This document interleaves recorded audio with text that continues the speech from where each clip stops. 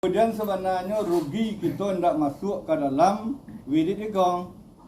Yang wirid itu adalah yang kita wirid itu kulimah la ilaha illallah. Waktu kita pulang daripada patang kau ulakan, waktu memacikan putih iko banan di samping guru dewa nah dengan la ilaha illallah hidup awak, dengan la ilaha illallah mati awak, dengan la ilaha illallah berbangkit awak.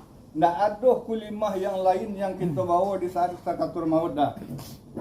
Lain nama bagi cik tadi namanya sagudang kaji awak, tetapi kita tetap satu yang diwujudkan seperti Nabi Muhammad menyampaikan kepada pamannya Abu Talib. Kecilnya sakaratul maut itu paman bacalah kulimah la ilaha illallah. Aku nanti yang menjadi saksi di Tuhan Allah. Jadi kulimah la ilaha illallah yang dianjurkan dan Nabi kepada umatnya di saat itu sakaratul maut. Jangan dijapui je dukun lain. Jangan dijapui je labai-labai lain.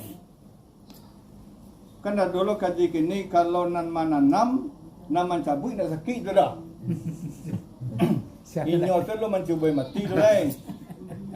Jadi maka dari itu itulah untuk wirid yang kita aduhanku adalah untuk menghafal kulimah la ilaha illallah.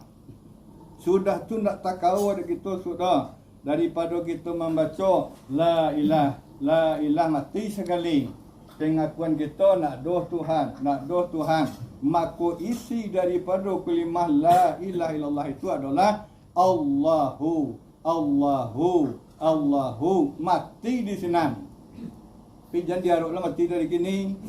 Itulah isi daripada kulimah la ilaha illallah. Dalam kaji kita Allahu bana-bananya jalan. Rasio pada Allah aduh dia wak. Arti wujud itu aduh. Rasio Allah tu dia wak adalah bila angok kita ke diambil. Kalau tentu pulang tali kita lain.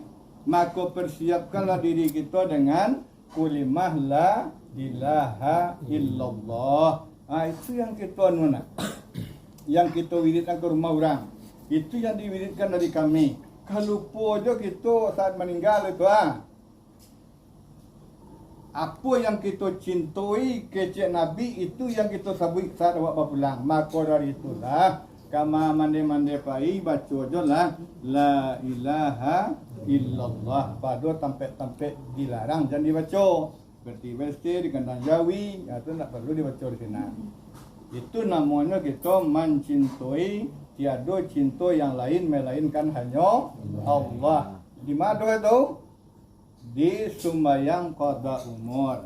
Di maka malam kini kita ulang-ulang balik membaca kalimah la ilaha illallah itu melalui yaitu wirid penyanguan tahlil. Jadi mangko di dahuluan wirid dah tu menyanguk sudah tu bertahlil. Wiridnya di mana? Di surau. Kejadian dia nak bilang dia mana tuan?